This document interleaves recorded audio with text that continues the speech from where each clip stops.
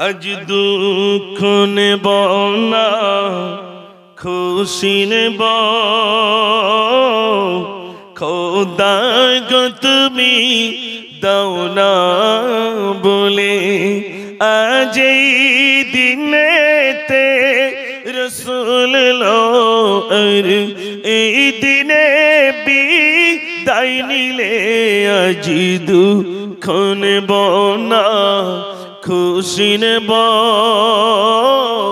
খোদা গো তুমি দাও না বলে সৃষ্টির প্রথমে সৃষ্টি যিনি আর সে মুআল্লাই রেখে তরে বিশ্ব নিখিলে জানিয়ে দিল পাঠাবো এমন দিলওয়ারে সেই রূপ দেখিলে বিশ্ব জাহান মর সেই রূপ দেখিলে বিশ্ব জাহান মর সিজদা করিবে দুলে দুলে আজ দুঃখ নেব না খুশি নেব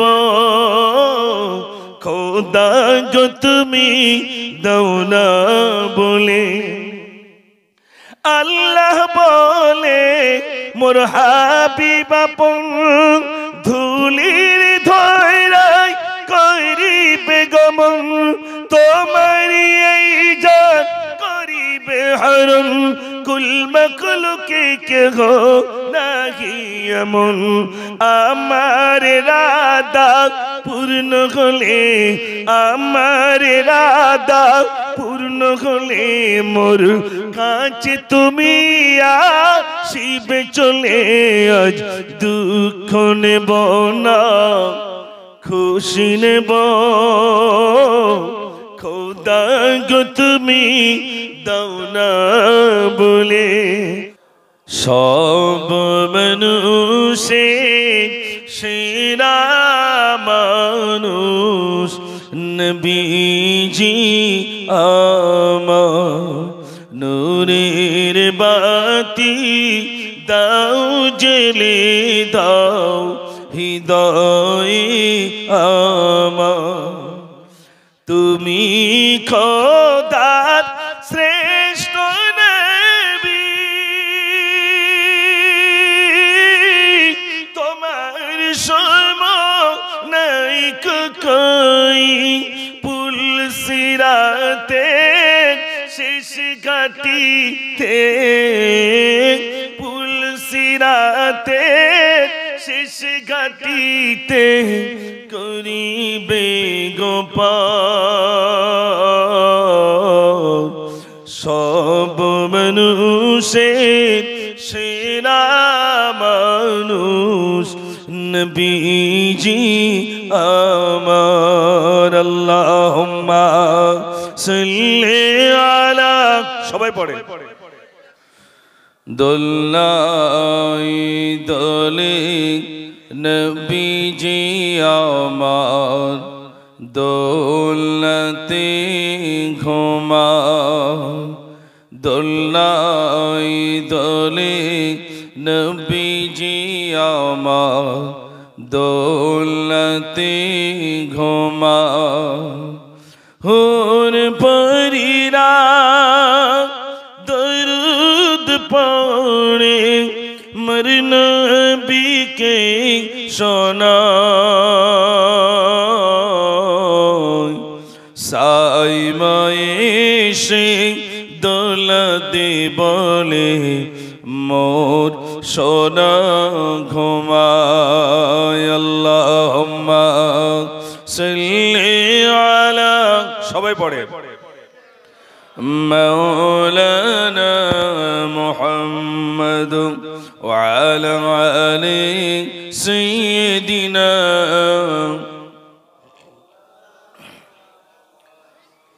ও নবীজি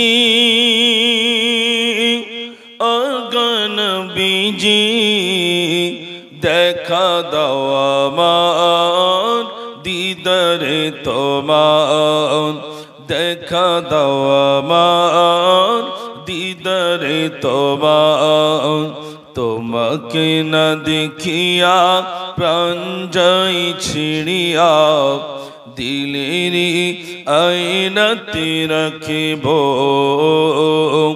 ও গো রহমান মোর নসিব কি খুলিবে, দেখা দাও আমার দিদারে তোমার। আল্লাহুম্মা সাল্লি আলা, সবাই পড়ে, মাওলানা মুহাম্মদ ওয়া আলা আলি সাইয়্যিদিনা। একদিন তোমারি নাম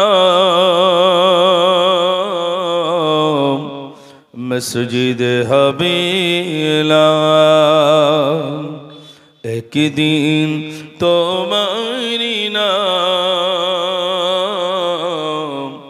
মসজিদ হবে এলান।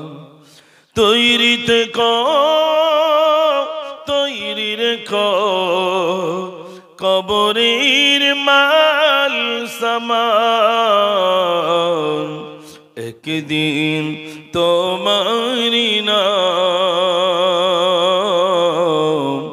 মসজিদ হবে এলান। আল্লাহুম্মা সাল্লি আলা, সবাই পড়ে। ভাইরা আমার, শুধু তাই নয়, আল্লাহর নবী বলেছেন তোমার বাড়ির পাশে যদি একটা গরিব থাকে, ওই গরিবের বাড়িতে, তোমার বাড়িতে যদি গোশত রান্না হয়, ওই গোশতের খুশবু যদি তাদের বাড়ি পর্যন্ত চলে যায়, এমন যদি মনে করো, এক বাটি গোশত অন্তত তার বাড়িতে তুমি পৌঁছে দিও। এটা কার কথা? জোরে বলে। আল্লাহর নবী সাল্লাল্লাহু আলাইহি ওয়াসাল্লামের কথা। গ্রামে তো অনেক গরিব রয়েছে, পাশের বাড়িতে গরিব, তার বাড়িতে গোশত আসে না, 1 মাস পর্যন্ত গোশত খায় না। আমার বাড়িতে গোশত রান্না করো, তার বাড়িতে ছোট্ট ছোট্ট বাচ্চাগুলো মায়ের সঙ্গে বলছে, মা ওদের বাড়িতে গোশত রান্না হয়েছে। মা মা নিজের ছেলেকে সান্ত্বনা দিচ্ছে, বাবা ওরে বাবা কাঁদিস না, কাঁদিস না বাবা, কাঁদিস না। তোর আব্বা কলকাতায় কাজ করতে গেছে, তোর আব্বা বসিরহাটে অমুক জায়গায় কাজ করতে গেছে, বাড়িতে আসলে আমি বলবো 1 কেজি গোশত আমাদের বাড়িতে আনতে, আমরা সুন্দর করে রান্না করে তোকে খাওয়াবো। বাবা তুই কাঁদিস না। এমন মা সান্ত্বনা দেয় না, দেয় না। আমি ধনী, আমি একা খাচ্ছি, পাশের বাড়ি গরিবের দেখলাম না। হযরত ওমর ফারুক রাদিয়াল্লাহু তাআলা গভীর রজনীতে অলিতে গলিতে ঘোরাফেরা করেন। এমন একটা গলির ভিতরে গেলেন, গিয়ে দেখছেন ভাইরা আমার, 2টো বাচ্চার কান্নার আওয়াজ পেলেন। হযরত ওমর ফারুক রাদিয়াল্লাহু তাআলা সালাম দিলেন, আসসালামু আলাইকুম। উত্তর চলে এলো, ওয়ালাইকুম আসসালাম। বাচ্চা 2টো কাঁদে কেন? বাচ্চা 2টোর কান্নার কারণ হলো আমাদের বাড়িতে কিছুই নাই। 1 দিন নয়, 2 দিন নয়, আমাদের বাড়িতে কিছুই নাই। বাচ্চা 2টো রাত্রে ঘুমিয়ে পড়েছিল, রাতে খাবার নাই, কিছুই নাই। বাচ্চা 2টোকে বললাম, বাবা তোরা ঘুমিয়ে যা, তোদের জন্য আমি রান্না করে দেব। বাবা আমি উনুনের উপরে হাঁড়ি দিলাম, আর নিচেই জাল দিতে শুরু করলাম। ওই হাঁড়িতে কিছু পানি দিলাম, পানি দিয়ে 3টে পাথর ছেড়ে দিলাম। একটা নাকড়ি দিয়ে যখন নাড়তে শুরু করলাম, তখন আমার সন্তানগুলোকে বলি, বাবা তুই কাঁদিস না, কাঁদিস না। আমার ছেলেকে সান্ত্বনা দি, বাবা কাঁদিস না, কাঁদিস না। আমার ছেলেকে সান্ত্বনা দি, আমার ছেলে ঘুমিয়ে পড়ে, আমার ক্ষুধার তাড়নায় জেগে ওঠে। হযরত ওমর বললেন, বাচ্চা 2টোর কান্নার কারণ কি? মহিলা বললেন, কি কারণে আপনার সঙ্গে বলবো? বলছে একটু বলুন, বাচ্চা কাঁদে কেন? বলছে বাচ্চার কান্নার কারণ হলো আমার বাচ্চাটা ক্ষুধায় কাঁদে। হাড়ির ভিতরে 3টে পাথর দিলাম, নিচে উনুনে জাল দিতে শুরু করলাম। আর আমি যখন নাকড়ি দিই এমন ভাবে নাড়াই, আর পাথরগুলো হাড়ির গায়ে খটখট করে লাগে। বাচ্চাগুলোকে বলি, বাবা কাঁদিস না, এখনই রান্না হয়ে যাবে। আমার বাচ্চা 2টোকে আমি এভাবে সান্ত্বনা দিই। হযরত ওমর ছুটে গেলেন, বাইতুল মালে গেলেন, এক বস্তাটা এবার নিজেই মাথায় করলেন। অনুসারীরা বলছেন হুজুর আমাদের কাছে দেন, আমরা মাথায় করে নিয়ে যাব। হযরত ওমর বললেন না, দায়িত্বটা আমার রইল।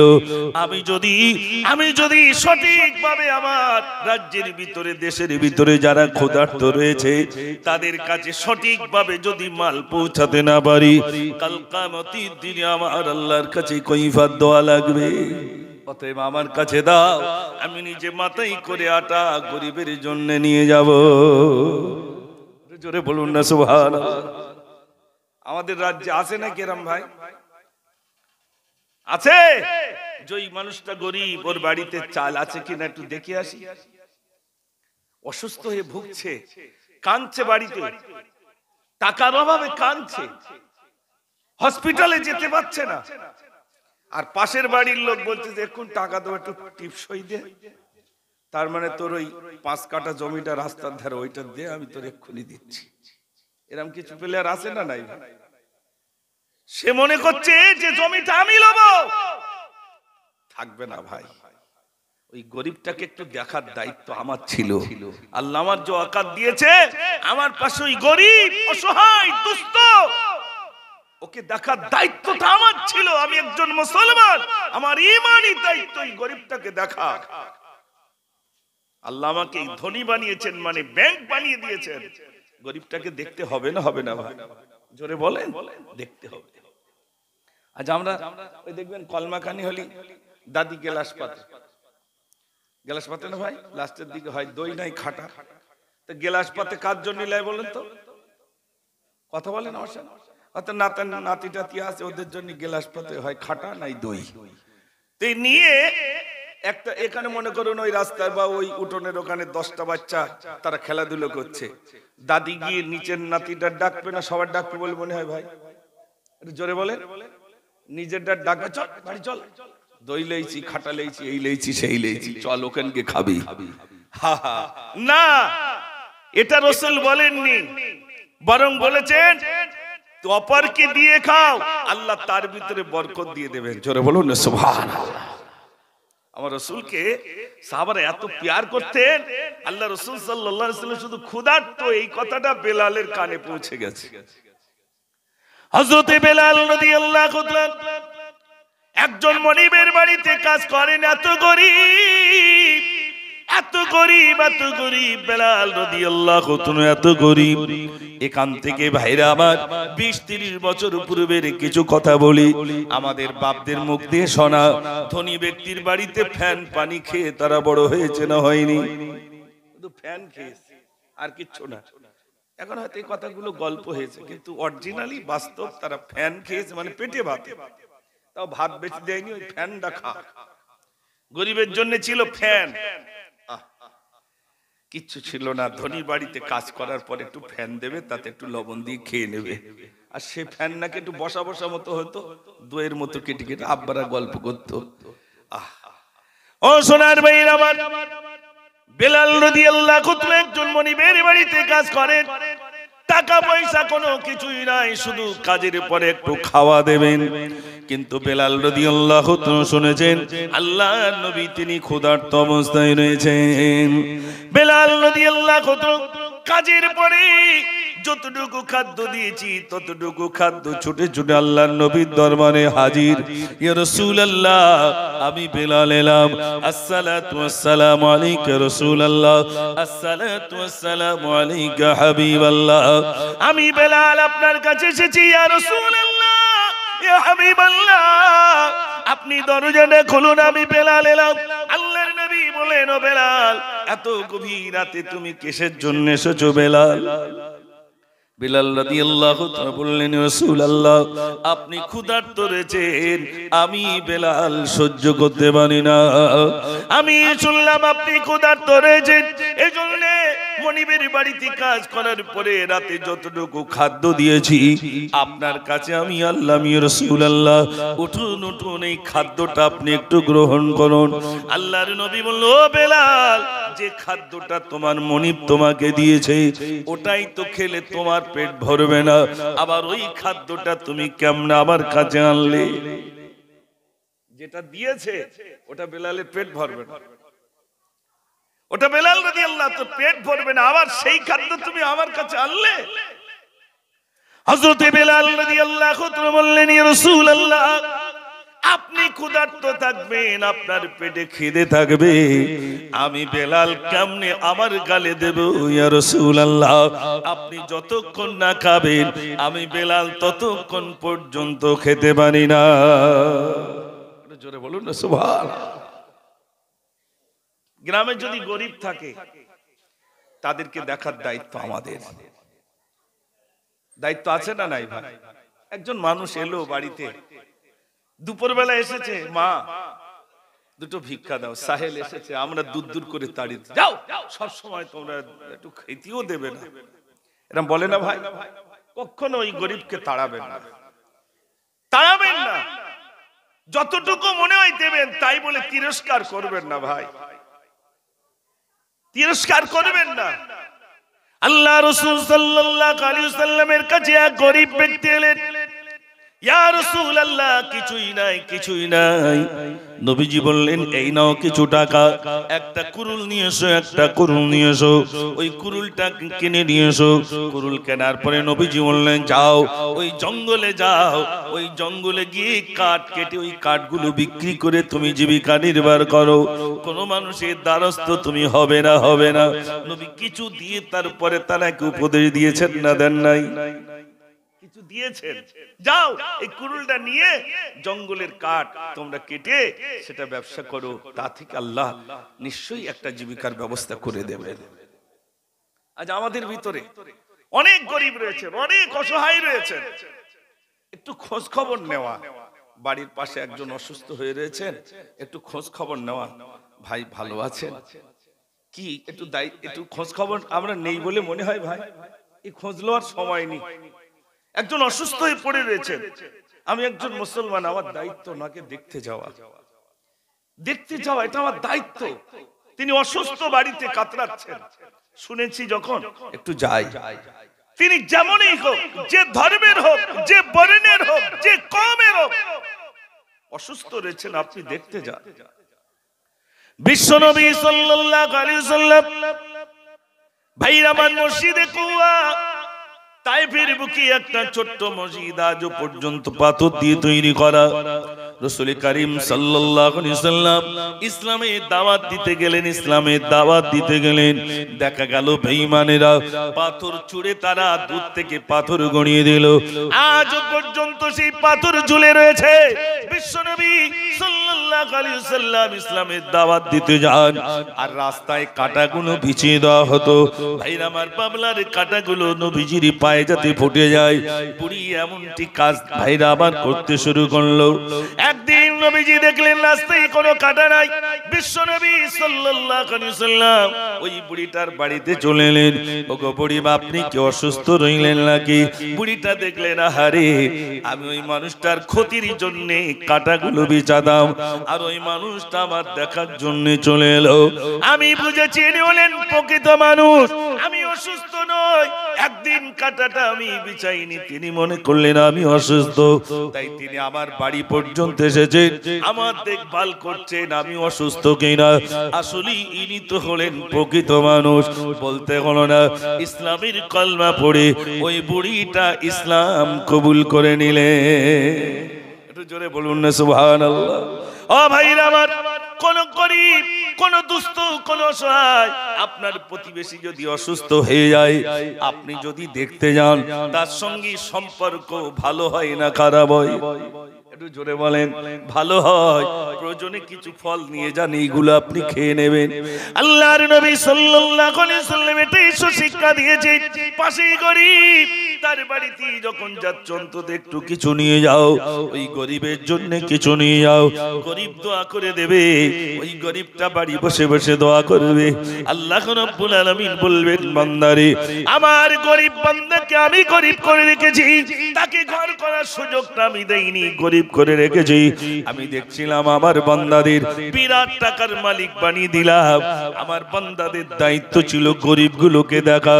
আমার বান্দা যখন আমার এই গরিব বান্দার সহায় হয়ে গেছে, আমি আল্লাহ তার ওই বান্দার আমি সহায় হয়ে গেলাম।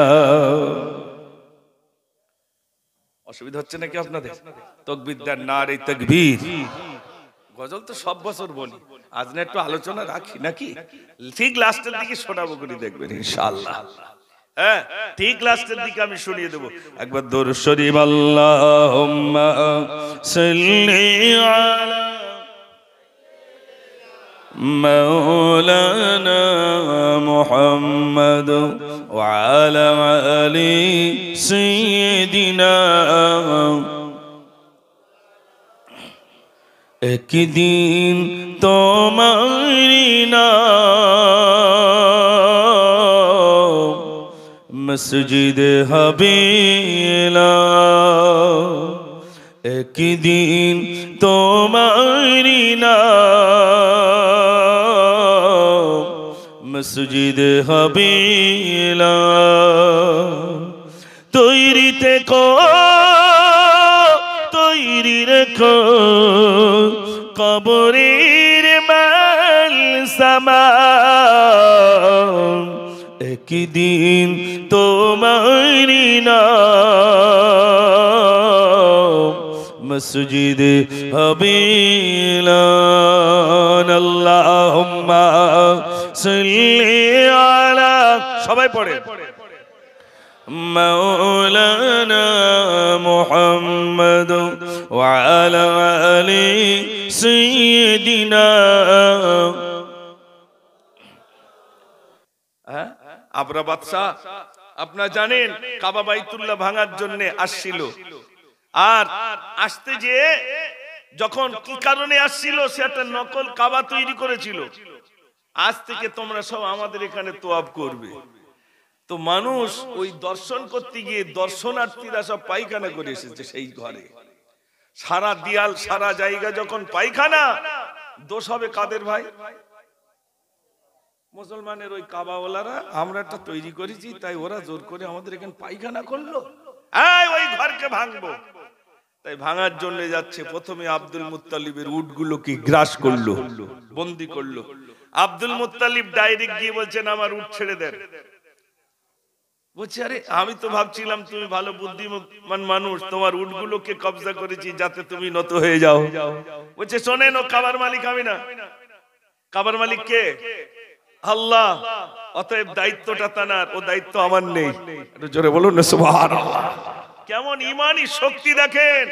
বলছেন ওর দায়িত্ব আমার নেই, ওর মালিক আমি না, ওর যিনি মালিক তিনি। আমি হচ্ছে উটের মালিক, উটটা বাদ দিয়ে দেন। মাওলানা মুহাম্মদ ওয়া আলা আলি সাইয়্যিদিনা সাল্লাল্লাহু আলাইহি ওয়াসাল্লাম। আমি তো এখানে বেশ 5-6 বছর হয়ে গেছে কি আল্লাহই জানে, এরকম মনে হতে পারে। একটা আনুমানিক বলছি। প্রতি বছর আল্লাহ পাক আপনাদের খেদমতে আনেন।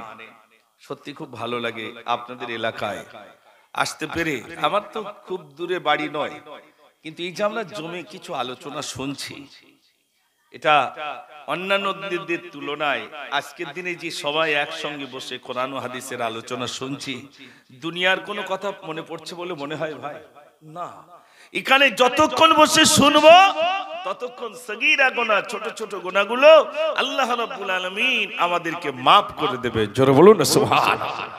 ভাই বলছিলাম আপনাদের কাছে, দুনিয়ায় বেঁচে থেকে এই কাজগুলো করে যায়। আমি সোশ্যাল মিডিয়ায় দেখলাম শফিকুল ইসলাম বলে একজন ব্যক্তি ছিলেন, তানাকে সবাই অ্যাম্বুলেন্স দাদা বলে নাম বলে ডাকতেন, অ্যাম্বুলেন্স দাদা। কারণ কি? কারণ হলো তিনি তানার মাকে হসপিটালে নিয়ে যাচ্ছিলেন। এখন যেমন বাড়ি বাড়ি সব 4 চাকা, তখন ছিল না। তো হসপিটালে নিয়ে যেতে যেতে মাটা ইন্তেকাল করলেন। তো ওনার মনের ভিতরে একটা ইচ্ছা জাগলো যে আমার মাটা অ্যাম্বুলেন্স বিহীন, গাড়ি বিহীন, মাটাকে হসপিটাল পর্যন্ত নিয়ে যেতে পারলাম না, রাস্তায় ইন্তেকাল হয়ে গেল। তো খুব কষ্ট পেয়ে বললেন আমার মা তো চলে গেছেন, অন্যের মা যেন আর কেউ কষ্ট না পায়। তাই তিনি কি করলেন, তানার বাইকটাকে অ্যাম্বুলেন্স বানালেন। প্রতিটা বাড়িতে বাড়িতে, গরিব বলেন ধনী বলেন, প্রত্যেকের বাড়িতে গিয়ে বলেন ভাই বাড়িতে যদি কেউ অসুস্থ হয়ে যায় আমাকে এক কল ফোন করবেন। রাত 12টা হোক, 1টা হোক, 2টো হোক, আপনার 1 পয়সা লাগবে না, গাড়িতে তেলটা আমি দিয়ে দেব, আর আপনার বাড়ির ওই রোগী অর্থাৎ পেশেন্টটাকে আমি হসপিটাল পর্যন্ত দিয়ে আসবো। জোরে বলুন না সুবহানাল্লাহ। বিনিময়ে আমার কিচ্ছু দিতে হবে না, না টাকা দিতে হবে, না কিছু দিতে হবে, আমার গাড়িতে করে আপনাকে নিয়ে যাব। এমন মানুষ পাওয়া যায় বলে মনে হয় ভাই? একটু জোরে বল। একজন রোগীকে নিয়ে গেছে, পেশেন্টটাকে নিয়ে গেছে, মারা গেছে, ভাবছে টাকা কবে দেবেন তার ঠিক নেই, মরে গেছে মানে টাকা এখন লেট আসে, বাড়ি আসতে দেয়নি, ভাই টাকাটা দে আমার। সে বাড়ি মারা গেছে, কান্নার রোল পড়ে গেছে, সে বাড়ির শোকের ছায়া 2 দিন পরে নিতে পারতেন। মুসলমান অন্য জাত ভাই হলে সে ব্যাপারটা ছিল আলাদা। বাড়ির পাশে বাড়ি, ভাবছে টাকা দেবে না। মানুষ মরে যাওয়ার পরে কাপড়ের কাপড় নিয়ে ব্যবসা, বিরাট ব্যবসা, আতর নিয়ে ব্যবসা, তার ন্যায্য মূল্যের পয়সাটা নিয়ে, কিন্তু এমন একটা ব্যবসা জুড়ে দিয়েছে মানুষ, যেটা মানুষ বুঝতে পারছে আরে একজন মানুষ মারা গেছে, তারপরেও বিরাট ব্যবসা চলছে। চিন্তা করতে পারেন ভাই? শফিকুল ইসলাম সাহেব তিনি তার বাইকটাকে গায়ের মানুষের জন্য অ্যাম্বুলেন্স বানিয়ে দিলেন, আর বললেন যখনই ফোন করবেন 1 কল ফোন করবেন, যদি ফোন না যায় শুধু সংবাদ দেবেন, আমি আপনার বাড়িতে যে রাত্রি হোক যখনই হোক আমি হসপিটাল পর্যন্ত পৌঁছে দেবো ইনশাআল্লাহ। একটু জোরে বলুন সুবহানাল্লাহ। আজ ভারত সরকার থেকে তিনি স্বীকৃতি পেয়েছেন, না সত্যি তিনি মুসলমান। আমরা কি তেমন হতে পেরেছি ভাই? বাড়ির পাশে গরিব রয়েছেন, এই শীতের সময় কত মানুষের কম্বল নেই, কত মানুষের ক্যাথা কোন রকমে জড়িয়ে শুচ্ছে না ভাই, কত মানুষের কম্বল নেই, কত গরিব রয়েছে, কত গরিব রয়েছেন, কোনদিন খবর নেয়নি। নিজেদের জানালাগুলো বিরাট কিছু দিয়ে ঢেকে রেখেছি, একটা গরিবের জানালা দিয়ে কুয়াশা ঢুকছে, তার ঢাকার কিছু নেই, কোনদিন সে বাড়িতে যায়নি। কোনদিন ওই গরিবেরকে বলিনি ভাই তুমি অসহায়, আমি কিচ্ছু না দিতে পারলেও 50টা টাকা তুমি রেখে দাও, আল্লাহ তোমার ভালো রাখুক। আমি ধনী হিসাবে আমার দায়িত্ব ছিল না ভাই, করতে পারেনি। মনে রাখবে এইটুকু যদি করে যান, এইটুকু একটা গরিব, একটা দুস্থ, একটা অসহায়ের কিঞ্চিত পরিমাণ যদি উপকার করে যান, মরণকালে ওই মানুষটা কাঁদবে না ভাই? জোরে বলে ভাইয়ের আমার, ওই মানুষটা বলবো আল্লাহ এই মানুষটা বেঁচে থাকতে থাকতে যতদিন বেঁচে ছিল আমার খোঁজ খবর নিত, তার সঙ্গে আমার রক্তের কোনো সম্পর্ক নেই, তার সঙ্গে আমার কোনো আত্মীয়তা নেই, কিন্তু আমি তার প্রতিবেশী শুধু ছিলাম, আমি গরিব ছিলাম, আমাকে কেউ দেখতো না। এই মানুষটা প্রতিনিয়ত আমার শরীর ভালো আছে কিনা খোঁজ খবর নিতে, বাড়িতে সঠিক মতো খাওয়া দাওয়া হচ্ছে কিনা এই মানুষটা খোঁজ খবর নিতেন। ওগো আল্লাহ আমি আজ তার জন্য দোয়া করি, আল্লাহ এই মানুষটাকে আল্লাহ তার কবরের আযাবকে তুমি ক্ষমা করে দাও। বলবে না ভাই? আর কিছু মানুষ আছে মরে যাওয়ার পর ভালো হয়েছে, মরেছে মানে ভালো হয়েছে, গ্রামটা জ্বালিয়ে দিচ্ছে, এরকম কিছু আছে না? আছে। আর কিছু মানুষ মরে গেলে গায়ের মানুষ সবাই যেন শোক কাতর। ইস, আল্লাহ তুলে নিয়েছেন, আল্লাহর বান্দা আল্লাহ তুলে নিয়েছেন, কিন্তু অন্তর থেকে তার জন্য দোয়া আসে না ভাই? ও ভাইরা আমার, এই জন্য আমি বলবো কবর গায়ে যেতে হবে, যাওয়ার আগে বাড়ির পাশের গরিব দুস্থ অসহায়দের আপনি একটু খোঁজ খবর নিন, তাদের বাড়িতে খাওয়া দাওয়া সঠিক হচ্ছে কিনা, মাঝে মাঝে তাদের একটু খবর নেওয়া। ও বাবা তোমাদের সংসারটা কি ঠিক মতো চলছে? বাবা তোমার মা কি ভালো আছে? তোমার আব্বা কি ভালো আছে? বাবা শুনছিলাম তোমার চুলের চেন্ডেলা নাকি অসুস্থ হয়েছিল, অন্তত তাদের একটু খোঁজ খবর নেওয়া। যদি কোনো মানুষ একটু খোঁজ খবর নেন ভাইরা, আবার ইদানিং দেখছিলাম একজন কবর খননেওয়ালা, যিনি কবর খনন করেন, যার বাপ মারা যায়, যে ব্যক্তি মারা যান তার সব কিছু লেখা রয়েছে, অমুক ব্যক্তি মারা গেছে, এত তারিখে মারা গেছে, সব কিছু তার কাছে লোড করা রইল। ভাইরা আবার অন্তত সপ্তাহে না করলে মাসে অন্তত একবার তাদের বাড়িতে গিয়ে বলে তোমার আব্বা মারা গেছে, তোমার আব্বার জন্য কি একটু দোয়া খাইরের ব্যবস্থা করেছো? তোমার আব্বু মুখ তারিখে মারা গিয়েছিল, ছেলে ভুলে গেছে, মেয়েটা ভুলে গেছে, টাকার জ্বালায় মেয়েটা ভুলে গেল, ছেলেটা ভুলে গেল, সম্পদের লালসে পড়ে বাপের কথা ছেলেটা ভুলে গেল, মেয়েটাও ভুলে গেল, ভাইরা আমার সবাই ভুলে গেল। দোকান চালাবার দায়, বিল্ডার চালাবার দায়, সব কিছু ভুলে গেল, বাপের সব কিছু ভুলে গেল।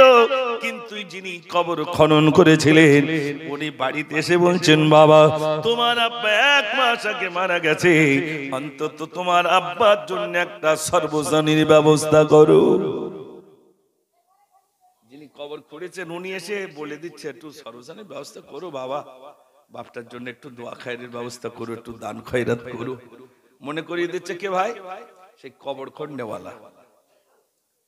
আর আমরা এমন হয়েছি, বাপ মরে গেলে এখন আমরা সব চুপ করে বসে থাকি, কি সব চুপচাপ।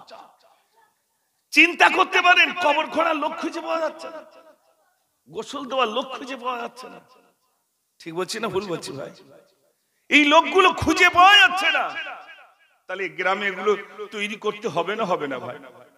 কবর খন্ডেওয়ালা, গোসল দেনেওয়ালা, আমরা প্রত্যেকটা বাড়িতে বাড়িতে এগুলো তৈরি হতে হবে। তাই ছেলে বলেন আর মেয়ে বলেন, মহিলারা তারাও শিখবে। গ্রামে যদি কোনো মহিলা মারা যায় তাহলে তাদের কিভাবে গোসল দিতে হবে, তাদের কাফন কিভাবে পরাতে হবে, এগুলো শিখতে হবে না ভাই? নিজের সংসারের বিভিন্ন কিছু শেখার জন্য অন্য মহিলার দ্বারস্থ হয়, বুবু এটা একটু শিখিয়ে দাও না। আগে সে মাফলার বুনতো না ভাই, শীতকাল আসলে সোয়েটার বুনতো, তাই সব এক জায়গায় গিয়ে আমার একটু বোনা শিখিয়ে দাও, এটা বোনা শিখিয়ে দাও, এটা বোনা শিখিয়ে দাও। একজন মহিলা আরেকজন মহিলার কাছে গিয়ে শিখতে যায়। ঠিক আমাদেরকে শিখতে হবে মানুষ মরে যাওয়ার পরে কাফন কিভাবে পরাতে হয়, গোসল কিভাবে দিতে হয়, তার প্রতিটা গিরোই গিরোই কিভাবে কর্পূরগুলো দিতে হয়, আঙুলগুলো খিলাল করতে হয় কেমনে, তার কুলুপ করতে হয় কেমনে, তার কিভাবে গোসল দিতে হবে, সব কিছু শিখতে হবে। আর আল্লামা হিন্দ, আল্লামা রুহুল আমিন শাহ রাহমাতুল্লাহ আলাইহি এই জাতির কথা স্মরণ করে, কওমের কথা স্মরণ করে 100 অধিক কিতাব এই তিনি লিপিবদ্ধ করেছেন।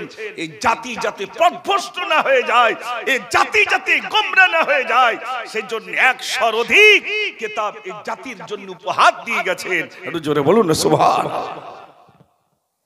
আমরা সেই কিতাবগুলো সংগ্রহ করি না, বসিয়াটি ইসালে সবে গেছি, অন্তত একটা কিতাব কিনে নিয়েছি বাড়ি, ঠিক কিনা ভাই? একটা কিতাব কিনে নিয়ে আসি যে কাফন দাফনের একটা ব্যাপার আছে, এটা একটু নিয়ে যাই, একটা নামাজ শিক্ষা নিয়ে যাই না। ইসালে সবে গেছে, হালুয়ার মনসুর কিনে লেছি 2 কেজি, হালুয়া দাও 1 কেজি, মনসুর দাও 1 কেজি, তারপরে কি আর একটা কি আছে ভাই, মোরব্বা দাও 1 কেজি, একদম 1 প্যাকেট লে রাত্রি বাড়িয়েছি, খাওয়া দাওয়া চলতেছে। ও তো খেয়েছে, সকালবেলা পায়খানা হয়ে গেছে। জ্ঞান কিছু সঞ্চয় হয়েছে বলে মনে হয় ভাই? না, জ্ঞান সঞ্চয় হয়নি। আমি আপনাদের কাছে অনুরোধ করছি, যা জাতির কথা চিন্তা করেছেন, যারা কওমের কথা ভেবে গেছে, যারা এই জাতি যাতে পথভ্রষ্ট না হয়ে যায় তাদের জন্য ফিকির করেছেন, আমাদের জন্য গ্রামে গ্রামে যাতে মক্তব হয়ে যায়, মসজিদ হয়ে যায়, মানুষ যাতে আল্লাহমুখী হয়ে যায়, মানুষ যাতে কোরআন শিখতে পারে, তার জন্য প্রচুর পরিমাণ মেহনত করেছে। আমরা কিছু করতে পারিনি ভাই, তাদের ঋণ আমরা শোধ করতে পারবো না।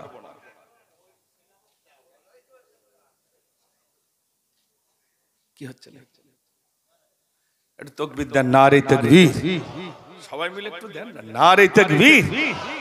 কাঁদি জয়নাব, কাঁদি কুলসুম, কাঁদি সাকিনা, কাঁদি জয়নাব, কাঁদি কুলসুম, কাঁদি সাকিনা, খালি দুলদুল ফিরে এলো, খালি দুলদুল ফিরে এলো, হুসাইন এলো না,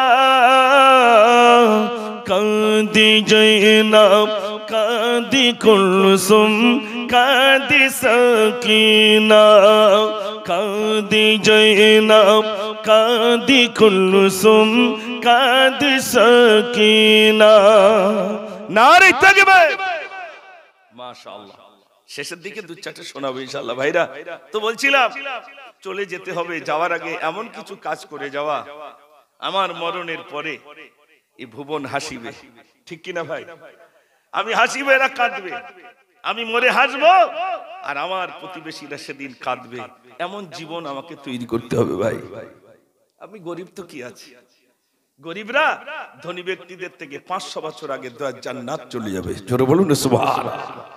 এই তো দুনিয়া ভাই 50-60 বছর, বিরাট বালাখানা, বিরাট কিছু না না। হযরত ওমর ফারুক রাদিয়াল্লাহু তাআলা আল্লাহ রাসূল সাল্লাল্লাহু আলাইহি ওয়াসাল্লাম ওই খেজুরের চেটায়ের উপরে শুতেন, খেজুরের চেটায়, ওই চেটার উপরে আমাদের দিকে আগে যেমন চেটার উপর শোয়া হতো না ভাই, পিঠে দাগ লেগে যেত, আল্লাহ রাসূল সাল্লাল্লাহু আলাইহি ওয়াসাল্লামের পিঠে দাগ।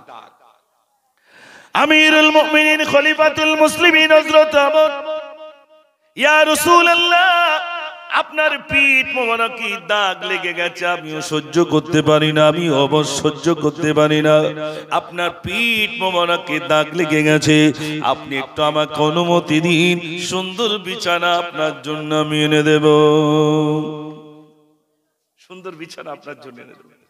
আল্লাহর নবী বললেন প্রয়োজন নাই আমার, সুন্দর বিছানার প্রয়োজন নাই, আল্লাহ আমাকে পাঠিয়েছেন ওয়ামা আরসালনাকা ইল্লা রাহমাতাল লিল আলামিন।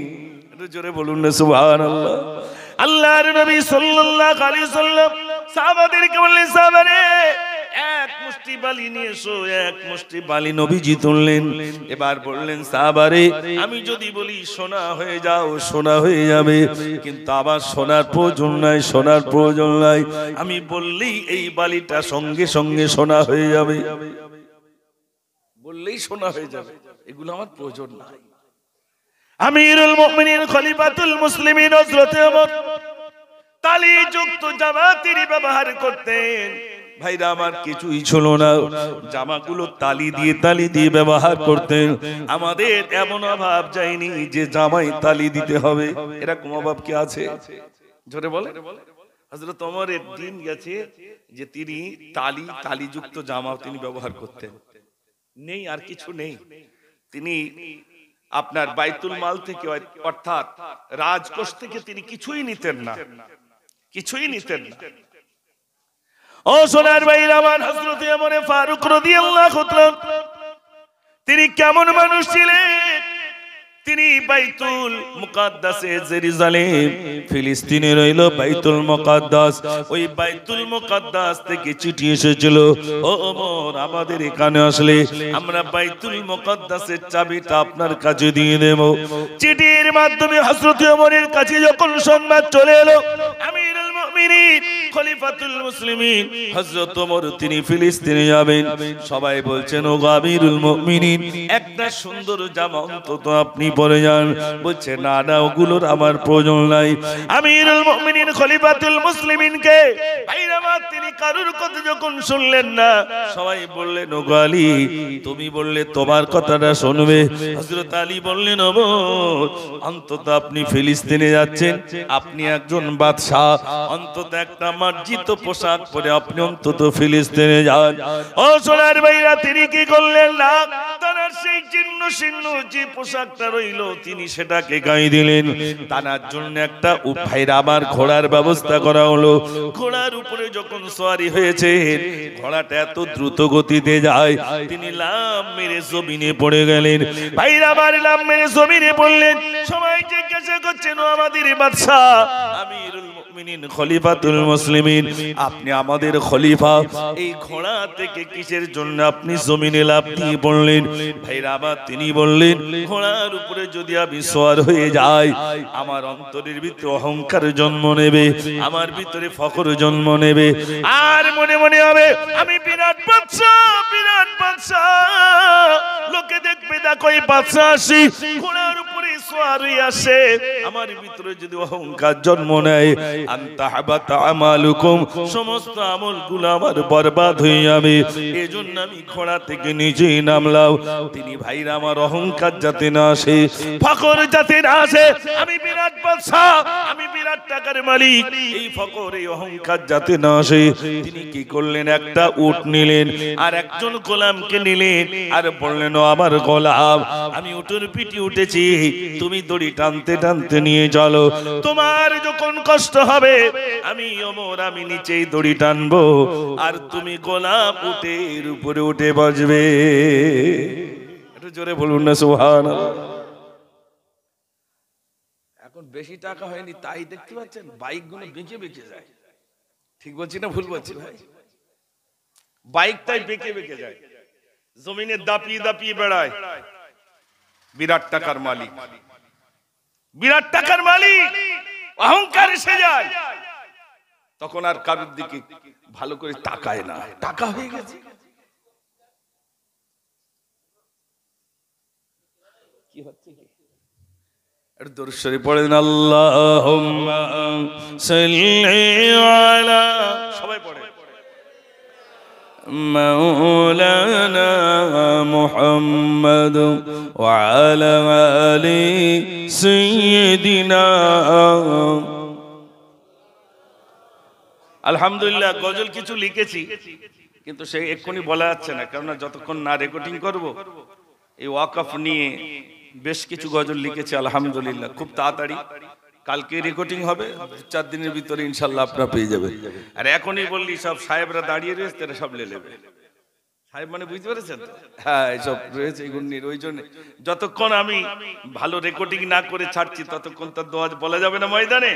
ইনশাআল্লাহ আবার তো আপনাদের আশেপাশে কম বেশি ইনশাআল্লাহ আসবো, সেদিন ময়দানে ওয়াকফ সম্পত্তি আমাদের সরকার যাতে যেখানে হস্তক্ষেপ করছে তার বিরুদ্ধে আমার রক্ত ঝরানো ইনশাআল্লাহ একটা কবিতা খুব তাড়াতাড়ি বার হবে ইনশাআল্লাহ।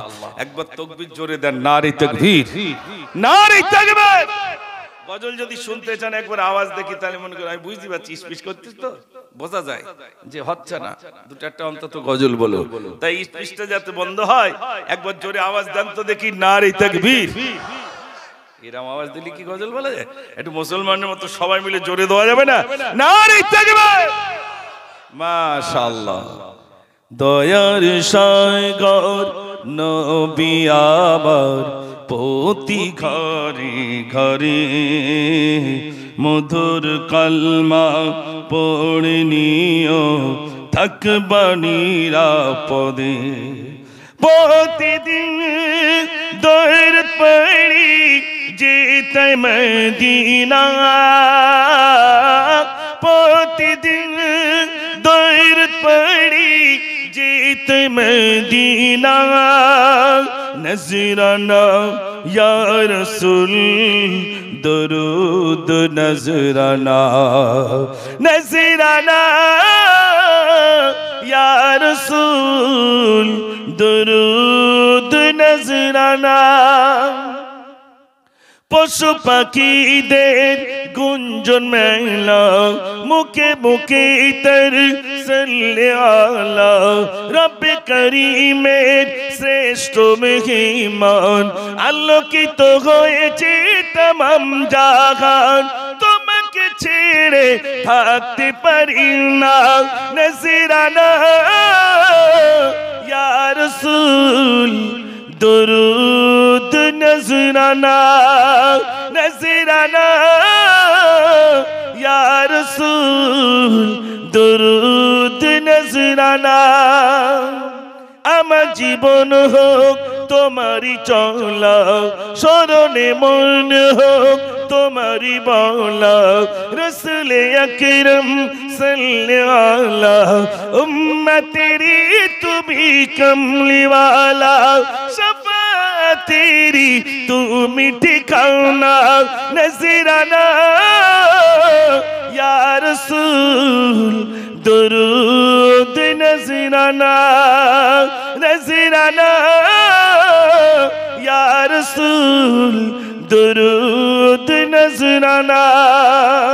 নারে তাকবীর। দিন দিন বয়স বাড়ছে না কমছে? আমার কমছে তো, বয়স কমে যাচ্ছে। তাহলে আর সেই দম থাকে? তারপরে যুবক শুধু বলে গজল চালাও, গজল চালাও। তারপরেও ইনশাল্লাহ আপনাদেরকে, এই তো 50 পার হয়ে যাচ্ছে এবার, তার মানে 50 বছর পার অতিক্রম করে ফেলেছি প্রায়। আর কদিন বাঁচবো জানি না। ছোটবেলার থেকেই বলে আসছি, এখনো বলছি আলহামদুলিল্লাহ। তারপরেও যুবকরা যত জায়গায় জলসা করেছি, ও কম বেশি বলতেই হবে। বাংলাদেশে অনেক বছর যাব না বলেছিলাম, এবছর আর শুনছে না, অন্তত একটা বার আসতে হবে। কেন বাংলাদেশের বিরুদ্ধে, সে কার বিরুদ্ধে বলেছিলাম বলুন তো? কি অপরাধীর জন্য কারাগারি করগণ্য, নাস্তিক সিনা বলিতে হবে, ফাঁসি দেবে কিস জন্য? কি অপরাধীর জন্য কারাগারি করগণ্য। আছে না পালিয়েছে? জোরে বলে পালিয়েছে, তার মানে এবার যাবো। বুঝতে পেরেছেন? পালিয়েছে মানে এবার যাব, নইলে আমি গেলে আবার অ্যারেস্ট করতো। আমি বলেছিলাম আমি যাব না। আলহামদুলিল্লাহ এবারে যাব, নিয়ত আছে, আপনার দোয়া করেন। আলহামদুলিল্লাহ, আল্লাহ পাক যেন সেখানে কিছু বলার তৌফিক আল্লাহ নসিবে কবুল করেন, সবাই বলুন আমিন। যতদিন পর্যন্ত ইচ্ছা ছিল যাব না, একবারই শুধু গিয়েছি আলহামদুলিল্লাহ। তো আমি এই যে টুকটাক যে গজলগুলো আলহামদুলিল্লাহ সেখানে বলেছি, এই বছরে বার বার বার বার শুধু যার একটা ডেট অন্তত দেন, তাই বললাম ঠিক আছে একটা ডেট ইনশাল্লাহ, আজকে তাও বলেছি একটা ডেট দেওয়ার চেষ্টা করব, যাবো আর আসবো, যাবো আর আসবো। তো আপনার দোয়া করেন আল্লাহ পাক যেন সেখানে গিয়েও কোরআন ও হাদিসের আলোচনা আল্লাহ বলার তৌফিক দেন, এবং আমার কিছু রচনা গজল আল্লাহ যেন সেখানেও বলার তৌফিক নসিবে কবুল করেন, সবাই বলুন আমিন। আমি এই পর্যন্ত অনেক গজল আল্লাহ পাক লেখার সুযোগ দিয়েছেন। যুবক ভাইরা, আপনাদের জন্য অনেক গজল লিখেছি। বাপ মা মারা গেলে, ভাই মারা গেলে, আমার আব্বা মারা গেছে, আমার মা মারা গেছে, আমার ভাই মারা গেছে, এরকম তো অনেকের বাপ মা মারা গেছে না, যায়নি ভাই গেছে। তো ওই মনের একটা আল্লাহর কাছে দোয়া করা, কবিতার ভিতর দিয়ে, গজলের ভিতর দিয়ে একটু আল্লাহর কাছে দোয়া চাওয়া। আমি সে গজলগুলো লিখেছি, ইনশাআল্লাহ আপনাদের শোনাবো। আর একটা গজল শোনাই, ওই যুবক ভাইদের আওয়াজ দেখলে শোনাবো, নারে তাকবীর। এরকম না, এই আপনাদের এই জায়গাটার নাম কি? হরিকাটি। তাহলে হরিকাটি কি এরকম? আমি তো এই প্রায় 5-6 বছর আসছি বলে মনে হয়। তাহলে এরকম আওয়াজ হবে কেন? জোরে আওয়াজ দেন, নারে তাকবীর। মাশাআল্লাহ। আসমান সেজে উঠেছে, চারিদিকে সুরভিত সুর, আসবে যে রাগাবার কায়নাতি সরকার, ডাক এসেছে তো প্রভু। ইয়া রাসূল, ইয়া রাসূল বলিবার বার, অনন্ত ঢেউ যেন বলছে ডেকে, এসো হে বন্ধু আমার, এসো হে বন্ধু আমার। ইয়া রাসূল, ইয়া রাসূল, ইয়া রাসূল, ইয়া রাসূল। আসমান সেজে উঠেছে, চারিদিকে সুরভিত সুর, আসবে যে রাগাবার কায়নাতি সরকার, ডাক এসেছে তো প্রভু। ইয়া রাসূল, ইয়া রাসূল বলিবার বার, অনন্ত ঢেউ যেন বলছে ডেকে, এসো হে বন্ধু আমার, এসো হে বন্ধু আমার। একবার আওয়াজ দেন তো দেখি, নারে তাকবীর। আরো জোরে দেন, নারে তাকবীর। এবং গজলও দুটি একটি শোনাবো ইনশাআল্লাহ। তো প্রতিবাদী গজলটা ইনশাআল্লাহ 2-1 দিনের মধ্যে দেখবেন ইনশাআল্লাহ আপনারা পেয়ে যাবেন, কারণ সেটা সবে রেকর্ডিং হবে তো, আর সেভাবে আমি আনিনি, সেটা রিহার্সাল দেওয়ার একটা ব্যাপারটা আছে, ভালো করে দিয়ে তারপরে ইনশাআল্লাহ পেয়ে যাবেন যুবক ভাইরা। আর আমার চ্যানেল তো অনেকের সব সাবস্ক্রাইব করা আছে, মুজাফফর অফিশিয়াল, 2-3 দিনের ভিতরে ইনশাআল্লাহ পেয়ে যাবেন। একটু জোরে তাকবীর ধ্বনি দেন দেখি, নারে তাকবীর। এরকম তাকবীর দিলে কি করে হবে? আরেকটু জোরে দেন, নারে তাকবীর। দুরূদ শরীফ, আল্লাহুম্মা সাল্লি আলা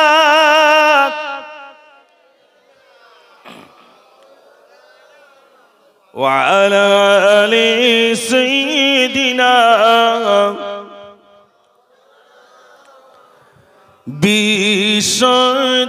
বিশ্বদুলালি নবীর নন্দিনী খাতুনে জান্নাত ফাতেমা জননী পাপতাপনাশিনী উম্মত তাইরনী আনন্দিনী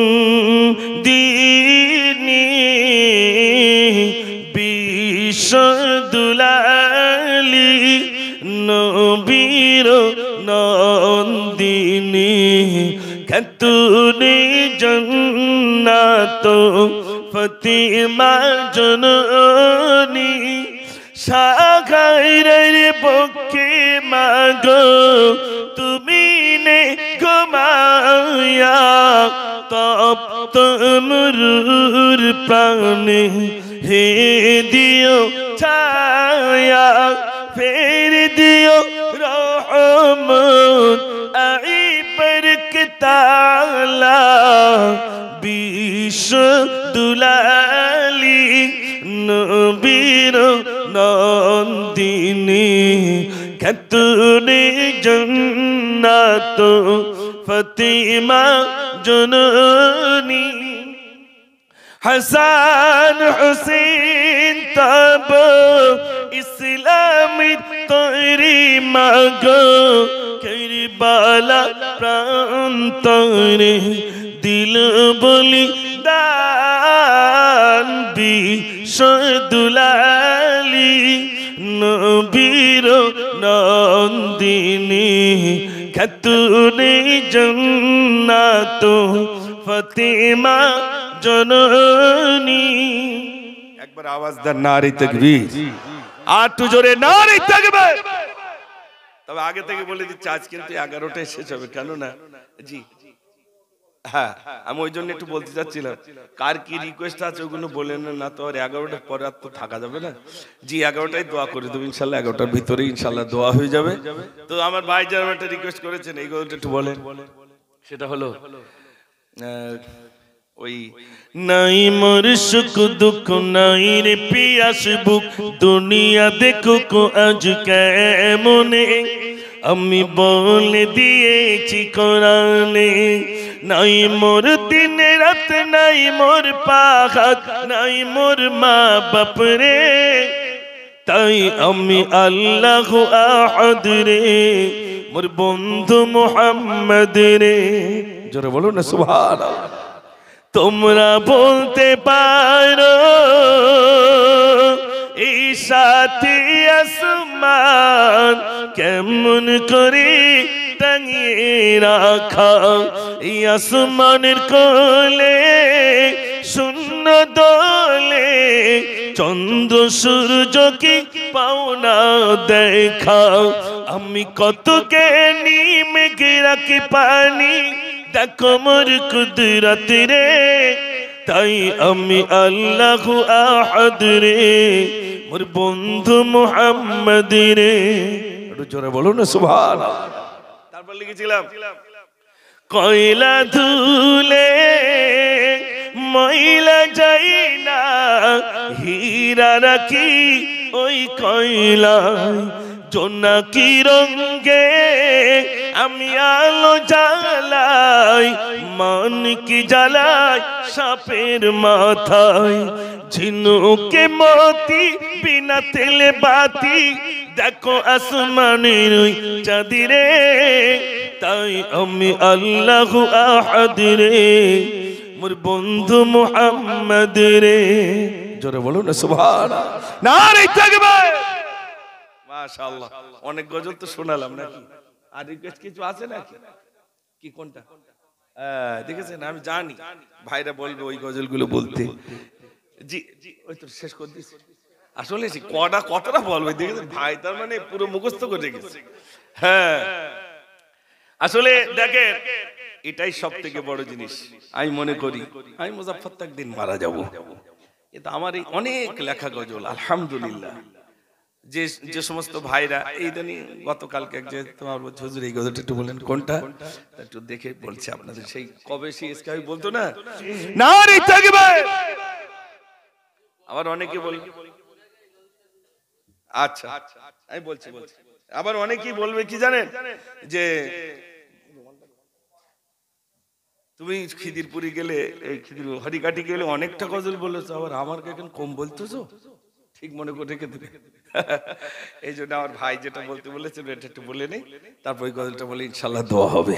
ভাই বলছিলেন কোনটা, বাপের সেবা মায়ের সেবা করে আমার মন, তাদের দোয়া পাওয়ার তরে সারাটি জীবন। বাপের পায়ে মায়ের পায়ে বেহেশতি যে আমার, তাদের চোখে খুশির ঝলক আমি খুশ বাহার, ওদের ঠোঁটে মিষ্টি হাসি হীরের দুটি মা, ওদের মন খুশি হলে আল্লাহ রাজি হয়। নারী থাকবে। পরিশেষে একটা কথা বলে যাই, সেটা হলো আপনারা এই যে টাকা পয়সা জলসা আসলে আমাকে একটা দেন, টাকা পয়সাগুলো নিয়ে কি করি? আলহামদুলিল্লাহ দুটি মাদ্রাসা করার সুযোগ আল্লাহ আমাকে দিয়েছেন। একটা হলো বালিকা মাদ্রাসা আর একটা ছেলেদের মাদ্রাসা। এই দুটো মাদ্রাসা মিলে প্রায় 200টি বাচ্চা আল্লাহ পাক পোষার সুযোগ দিয়েছেন। কম বেশি, বেশি বিরাট আয়তন না হলেও এই 200টা সন্তান অপরের সন্তানকে নিজের ছেলে করার আল্লাহ সুযোগ দিয়েছেন, ছেলে মেয়ে করার। তা আমি আপনাদের কাছে বলবো যে আমি তো আপনাদের কাছে সেই ছোটবেলা থেকে একরকম গজল শোনাচ্ছি, আপনাদের এলাকায় বড় হয়েছি, এখান থেকে শিক্ষা অর্জন করেছি। তা আমি আপনাদের কাছে একটা ছোট্ট দাওয়াত দিয়ে যাই। আগামী 9 ফাল্গুন হয়তো আবার আসতে পারবো কিনা, আর হরিকাটে আরেক জায়গায় আসছি, ওখানেও বলে যাব। আমার যুবক ভাইরা আপনারা যদি যান আমি প্রচন্ড খুশি হব ইনশাআল্লাহ। আমি আপনাদের জন্য, আপনারা যেরকম দাওয়াত দিলে আমি আসি, আপনারা আমার জন্য নাস্তা পানির খাওয়া দাওয়ার ব্যবস্থা করেন। আমি আপনাদেরকে দাওয়াত দিয়ে যাচ্ছি, আপনাদের টাকার জন্য আমি দাওয়াত দিচ্ছি না। কেন জানেন, আমার ওখানে চতুর্ধারে আমার হিন্দু কাকারা আছেন, কিন্তু মুসলমান একটু কম আমার গ্রামে। আপনারা গেলে তাহলে জায়গাটা ভরপুর হয়ে যাবে ইনশাআল্লাহ। আমি টাকা চাইছি না যে ওখানে কি বিরাট টাকা দিয়ে আসতে হবে, কিন্তু আপনাদের আগমন চাইছি। আপনারা যাবেন আর খাওয়া দাওয়া করে আসবেন। আপনাদের সকলের জন্য খানা পিনার ইন্তজাম করি। আমার ইউটিউবার ভাইরা রয়েছেন জানারা, ওনারা প্রতি বছর যান। একজন যুবক ভাই বা যারা আছেন লিডার হয়ে গেলে তাহলে এর পরের বছরে আবার এসে কিছু গজল শোনাবো। আর যদি না যান তাহলে হয়তো আমার ইতি করে দিতে হবে। কেন বলেন তো, যারা যাচ্ছে তাদের কাছে যেতে হচ্ছে। আর আপনাদের এখানে পর পর 5 বছর 6 বছর আসছি, অথচ আমার এই হরিকাটির যুবক ভাইরা যায় না। তাতে কি আনন্দ হবে বলে মনে হয়? একটু জোরে বলেন তো। আমার ভাইরা যাবেন তো ইনশাআল্লাহ? এরকম আওয়াজ আছে, একটু জি একটু জোরে বলুন না ইনশাআল্লাহ। আর আমার ভাই বলে যাচ্ছি, ভাইয়ারটা এখান থেকে গাড়ি করে দেবে, এই 107 হোক, ওই সব কি হাতি গাড়ি না কি আছে না, হ্যাঁ ইনশাআল্লাহ এক গাড়ি আপনারা যাবেন শুধু 10টার ভিতরে 11টার ভিতরে খাওয়া দাওয়া করে চলে আসবেন। সারা রাত থাকতে হবে না। আপনাদের সব খানা পিনার ইন্তজাম, বালিকা মাদ্রাসার পুরো উপরে নিচে সব খানা পিনার ইন্তজাম, একটা করে স্লিপ দিয়ে দেবো, আপনারা শুধু খাওয়া দাওয়া করে আসবেন। কিন্তু যেতে হবে ইনশাআল্লাহ। আর গিয়ে বলতে হবে আমরা সেই হরিকাটির প্লেয়ার, আমরা এসে গেছি, তাহলে আমি বুঝতে পারবো যে হরিকাটের থেকে আছে, তাই তো নাকি? ভার গজলে বলেছি, তাহলে ইনশাআল্লাহ যাবেন তো ইনশাআল্লাহ? ওই যুবক ভাই একবার ইনশাআল্লাহ হয়তো আওয়াজ কমাচ্ছে, যদি যেতে চান তাহলে একবার আওয়াজ জোরে দিতে হবে, নারী তাকবীর। আর একটু জোরে দেন, নারী তাকবীর। মাশাআল্লাহ। এই যে আপনারা খুশি হয়েছেন যে যাব, নিয়ে আল্লাহ তো নিয়ে যাবেন নাকি ভাই? আল্লাহ নিয়ে যাবেন, আমি আপনি কি করে যাব? আল্লাহ নিয়ে যাবেন ইনশাআল্লাহ। গেলে দেখতে পাবেন যে আমার সেখানকার কাকারা, কাকিরা, দাদারা কিভাবে আপনাদেরকে সেবা করছে। মানে তারা পর্যন্ত গাড়ি রাখবেন, সব ব্যবস্থা আলহামদুলিল্লাহ। তো আমি অনুরোধ করছি যদি আপনারা 9 ফাল্গুন আগামী 21 আর 22 ফেব্রুয়ারি 8 এবং 9, 8-এ না গেলেও 9-তে যাবেন ইনশাআল্লাহ, এই কামনা আমি রাখি আপনাদের কাছে। আমি যুবক ভাইদের কাছে অনুরোধ, আপনারা যাবেন, তাই ছোট্ট একটা গজল শুনুন। কি গজল শুনতে? গভীর রাতে স্বপ্ন দেখেন আমিনা, গভীর রাতে স্বপ্ন দেখেন আমিনা, কি যেন ওই ডাকিয়া কহে শোনো না, গো শোনো না, তোমার উদরে, তোমার উদরে আখিরি নবী রওনা, গভীর রাতে স্বপ্ন দেখেন আমিনা। স্বপ্ন দেখে বলল এবার আব্দুল মুত্তালিব সাথে, স্বপ্ন শুনে বলল মাগো বলবে না কাগর সাথে, রবিউল আউয়াল, রবিউল আউয়াল 12 তারিখ রওনা, ও গো রওনা, মোদের নবীজি, মোদের নবীজি কোলে দোলে দেখো না, গভীর রাতে স্বপ্ন দেখেন আমিনা। একবার তাকবীর দেন, নারে তাকবীর। আসুন সবাই প্যারা নবীর শানে একটু সালাম পড়ে নি। ইয়া নবী,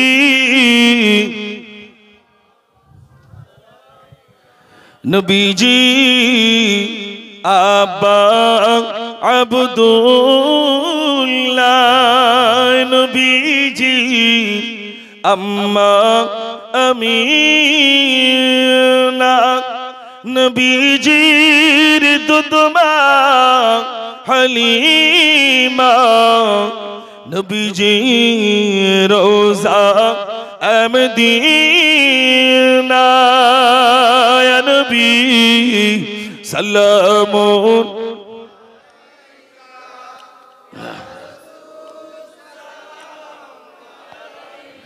ইয়া হাবিব সালামুন,